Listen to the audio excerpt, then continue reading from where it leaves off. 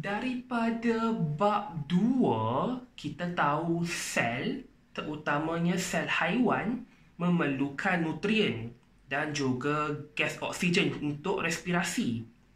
Tapi, macam mana proses itu berlaku dekat permukaan sel?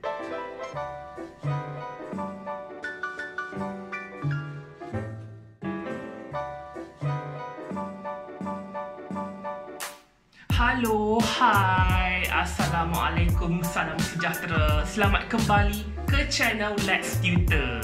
Okey, seperti yang korang boleh baca daripada tajuk video ni, kita akan sambung pembelajaran kita dengan bab 3, pergerakan bahan merentasi membran plasma. Untuk video-video lain, video bab 2 dan juga bab 1, biologi tingkatan 4, korang boleh klik di sini, playlist dekat hujung ni. Korang boleh tengok lepas video ni habis nanti, okey? Video kali ini mudah sahaja. Kita akan mulakan dengan subtopik yang pertama, 3.1, iaitu struktur membran plasma. Plasma membrane structure. Kita akan kenal bagaimana rupa bentuk membran plasma ni. Okey, jom kita mulakan. Dalam bab 2, kita dah bercakap mengenai membran plasma sebagai salah satu komponen sel haiwan dan juga sel tumbuhan. Dan kita tahu sel memerlukan nutrien daripada persekitaran luar. Sel juga perlu menjalani proses respirasi dengan mengambil oksigen daripada persekitaran luar dan mengeluarkan gas karbon dioksida. Selain itu, sel juga menjalani proses perkumuhan. Oleh itu, sel juga perlu mengeluarkan bahan-bahan hasil daripada proses perkumuhan tersebut. Jadi, antara fungsi membran plasma ialah untuk mengawal pergerakan bahan keluar dan juga ke dalam sel.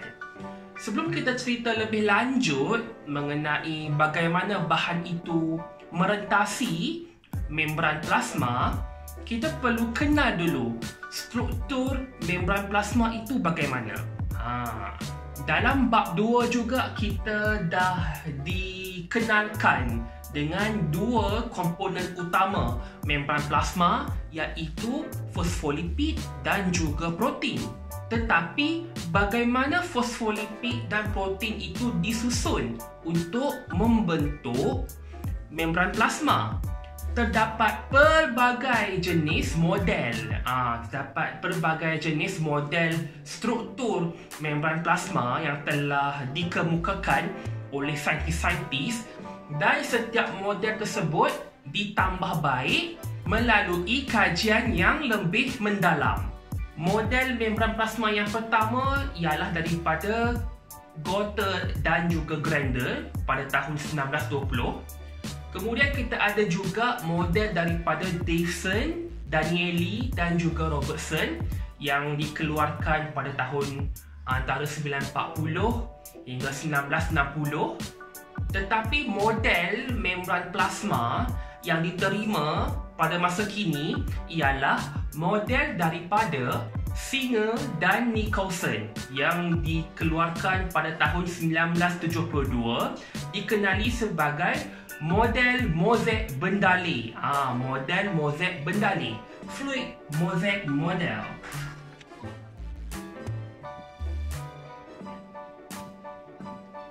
Kita eja dia macam ni. Model mosaic Bendale ataupun dalam bahasa Inggeris fluid mosaic model. Mengapa struktur ini dinamakan sebagai model mosaic Bendale? Okey, mosaic itu sebab susunan fosfolipid dan juga protein dan juga molekul-molekul lain membentuk seperti mozaik. Dia membentuk seperti mozaik.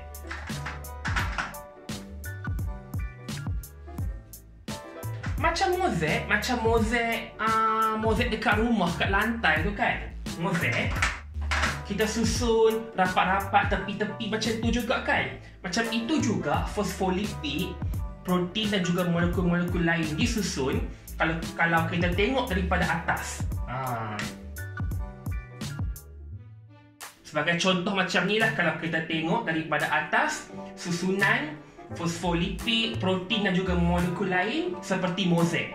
Okey, itu satu. Kemudian bendaleh, fluid. Kenapa membran itu seperti bendaleh ataupun seperti fluid? Kerana membran plasma ini ialah suatu struktur yang dinamik, suatu struktur yang fleksibel dan bentuk dia sentiasa berubah-ubah seperti bendaleh. Dia bukan bentuk yang rigid. Struktur membran plasma dia bukannya rigid, satu line itu sahaja tetap. Dia bukan ada bentuk tetap. Dia ada sifat yang fleksibel yang menjadikan struktur itu macam bendaleh. Dia macam mengalir macam tu. Tapi model mozaik bendaleh ni macam mana kan? Okey. Saya lukis dulu,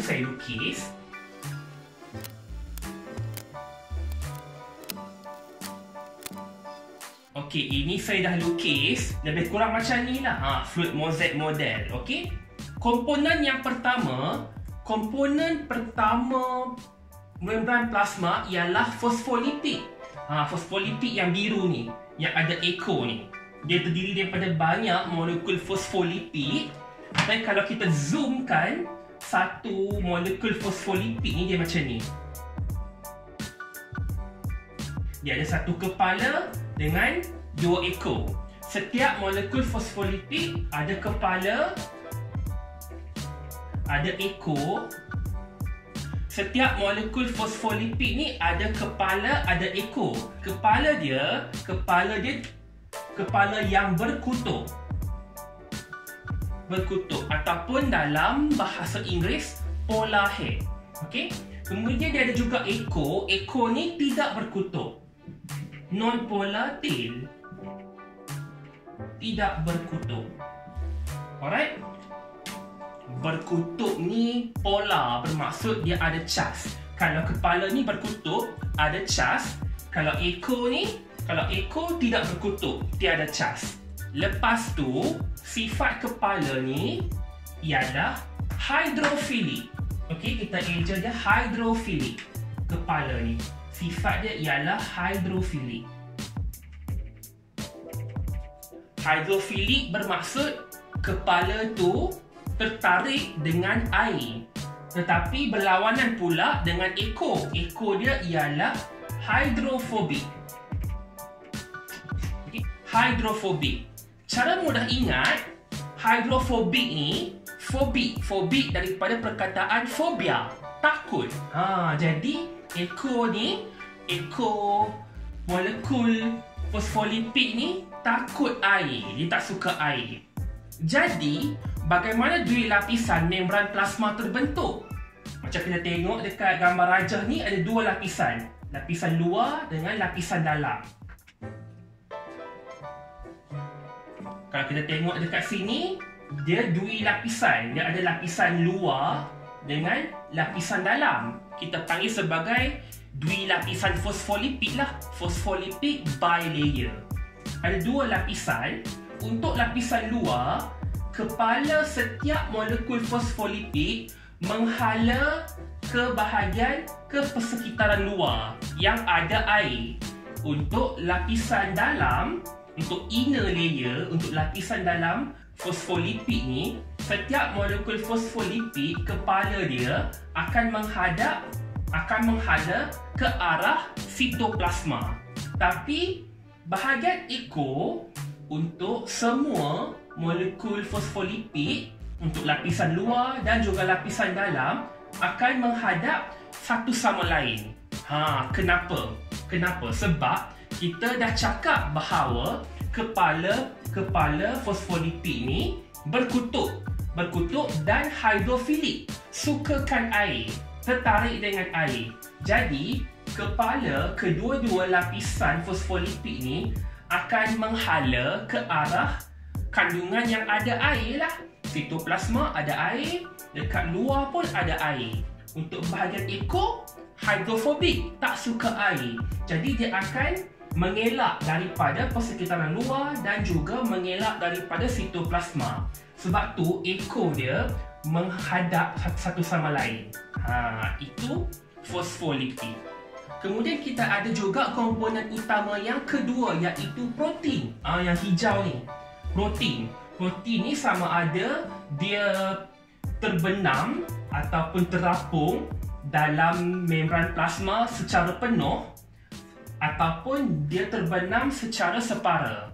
Kita ada dua jenis protein. Protein yang pertama kita panggil sebagai protein liang. Protein liang sebab dia ada liang ni. Dia ada satu bukaan liang yang terbuka. Okey, protein liang. Protein yang kedua ialah protein pembawa. Protein pembawa ni bermaksud protein ini membawa bahan untuk keluar ataupun masuk ke dalam sel. Okey, senang. Kita ada dua jenis protein, itu sahaja. Protein liang dengan protein pembawa. Cara membezakan dia senang sahaja. Protein liang ada bukaan besar tengah-tengah macam ni. Protein pembawa tiada bukaan. Dia kena ada mekanisme dia untuk buka dengan tutup. Kalau protein liang ni memang sentiasa ada liang lah, sentiasa ada pore. Untuk komponen yang ketiga dan juga keempat, kita ada glycoprotein dan juga glycolipid. Apa itu? Kenapa ada protein, ada lipid pula ni? Okey. Glyco bermaksud ini. Ini ialah rantai karbohidrat. Carbohydrate chain. Carbohydrate chain ni kita panggil sebagai glycan. Glycan ni, rantai karbohidrat ni, bila dia melekat kepada protein, kita panggil sebagai glycoprotein. Tapi kalau rantai karbohidrat tu melekat dekat molekul fosfolipid, kita panggil sebagai glycolipid. Senang. Okey. Glyco ialah rantai karbohidrat ni, rantai karbohidrat. Kalau rantai karbohidrat tu melekat dekat protein, kita panggil glycoprotein. Kalau rantai karbohidrat tu melekat dekat molekul fosfolipid, kita panggil glycolipid. Mudah kan? Senang. Okey. Apa fungsi glycoprotein dengan glycolipid ni? Fungsi dia ialah pertama, menjadi reseptor untuk hormon. Reseptor untuk hormon bermaksud apabila glycoprotein ni dapat detect suatu hormon yang spesifik terhadap glycoprotein itu, ia akan memberikan isyarat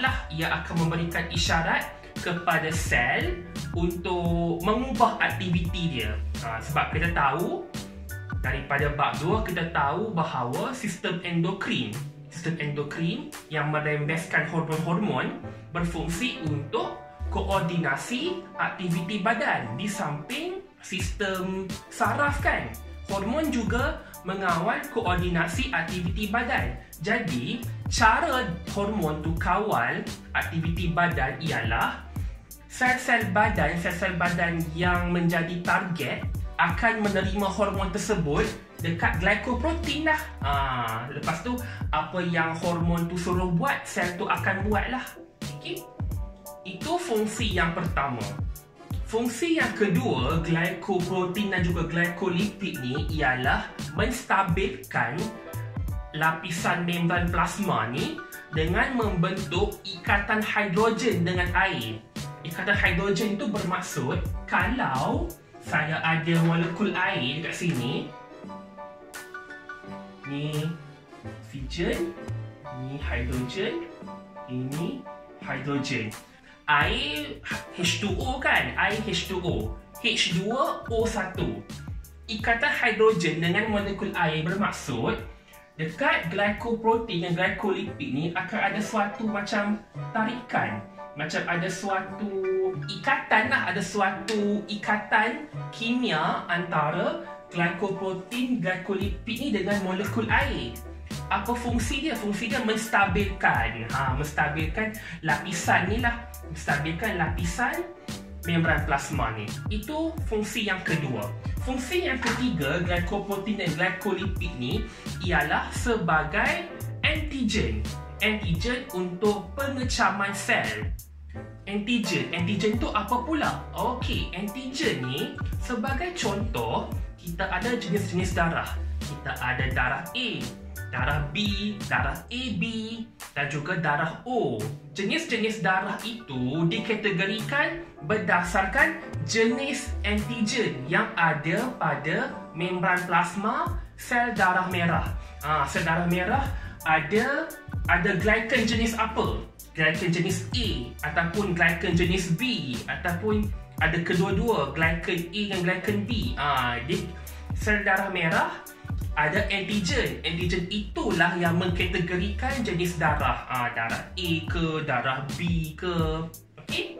Untuk pengecaman sel. Sebab itu, kalau jenis darah yang tak sesuai, okey, contoh ada pesakit menerima darah yang tidak sesuai, bergumpal, darah itu bergumpal sebab sel itu tidak kompatibel, tidak sesuai. Sel darah yang lama dengan sel darah baru tidak dapat mengecam antara satu sama lain. Itu kita panggil sebagai fungsi glycolipid dan juga glycoprotein sebagai antigen untuk pengecaman sel. Okey, selesai bahagian itu. Next, kita tengok kepada kolesterol. Kolesterol pun ada dalam membran plasma. Dekat mana dekat sini? Dekat mana dekat sini? Kolesterol. Ini. Yang kecil-kecil ni. Yang warna oranye ni. Di antara dia berada terselit dalam molekul fosfolipid ni. Kita panggil sebagai kolesterol. Apa fungsi kolesterol ni? Apa fungsi kolesterol dekat membran plasma ni terselit di antara fosfolipid ni?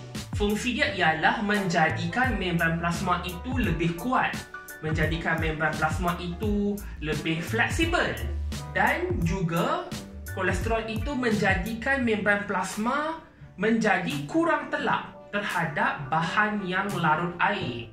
Bermaksud kurang telap itu menjadikan bahan larut air lebih sukar untuk menembusi, untuk merentasi membran plasma ni. Kenapa? Kenapa mesti jadikan dia kurang telap?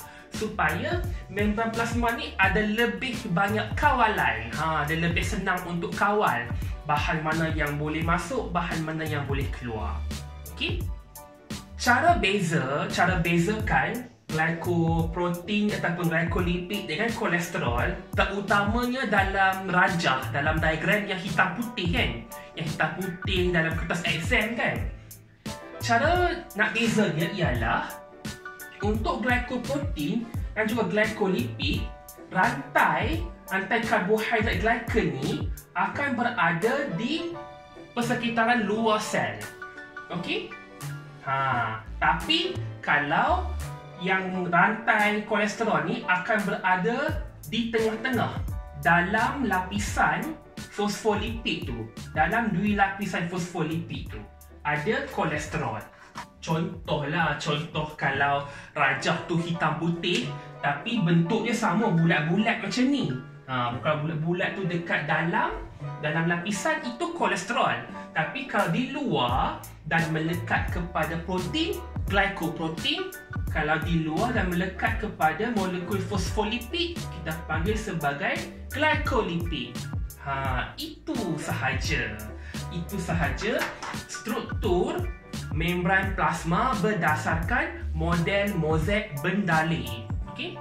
Tadi saya ada cakap, kolesterol ni berfungsi untuk menjadikan membran plasma ni kurang telap terhadap bahan yang larut air. Telap tu apa? Apa itu ketelapan? Permeability. Dalam English kita panggil permeability. Ketelapan itu bermaksud sifat yang membenarkan sesuatu bahan merentasinya. Itu ketelapan lah. Kalau membran itu telap terhadap sesuatu bahan, bermaksud membran itu membenarkan bahan itu merentasinya. Kalau membran itu tidak telap, Kalau membran itu tidak telak, bermaksud membran itu tidak membenarkan sesuatu bahan itu merentasinya. Tapi kalau membran plasma sel ni, membran plasma sel bersifat telak memilih, selectively permeable membrane. Membran telak memilih. Telak memilih ni apa pula? Okey, telak memilih ni dia macam tengah-tengah. Telak memilih bermaksud ada bahan yang membran tersebut membenarkan merentasinya, tetapi ada sesetengah bahan yang membran tersebut mengehadkan atau menghalang bahan tersebut daripada merentasi membran plasma. Itu kita panggil sebagai selectively permeable membrane, membran telak memilih. Senang cerita, ada bahan yang boleh lalu, ada bahan yang tak boleh lalu. Itu kalau kita nak ringkaskan lah. Okay. Apa yang membuatkan membran plasma tu ada bahan yang boleh lalu, ada bahan yang tak boleh lalu? Okey, ini disebabkan oleh struktur binaan membran plasma yang mengandungi fosfolipid dan juga protein. Nanti kita akan berbicara dengan lebih lanjut dalam subtopik yang seterusnya dalam next video. Untuk video kali ini, itu sahaja. Selesai untuk subtopik 3.1. Mudah kan? Senang je ni. Model mozaik bendalih. Bila kita dah faham gambar rajah, kita dah faham jenis-jenis struktur yang ada dalam membran plasma, jadi lebih mudah untuk kita mengetahui bagaimana bahan merentasi membran plasma sel. Nanti kita akan bincangkan dalam next video. Untuk video kali ini, kita selesai setakat ini sahaja. Seperti biasa, jika ada sebarang komen ke ada sebarang soalan nak tanya, komen dekat bahagian bawah. Dan seperti video-video yang sebelum ni, akan ada satu link dalam description box di bawah, link untuk latihan kefahaman lah untuk subtopik 3.1. Tak banyak pun, simple je kan. Jika anda ingin menonton video-video yang lain daripada channel ini, jangan lupa klik di sini dan jangan lupa subscribe channel Let's Tutor, klik di sini. Okey? Kalau suka video ni, tekan like dan juga share kepada rakan-rakan yang lain. Terima kasih kerana menonton. Bye-bye. Assalamualaikum.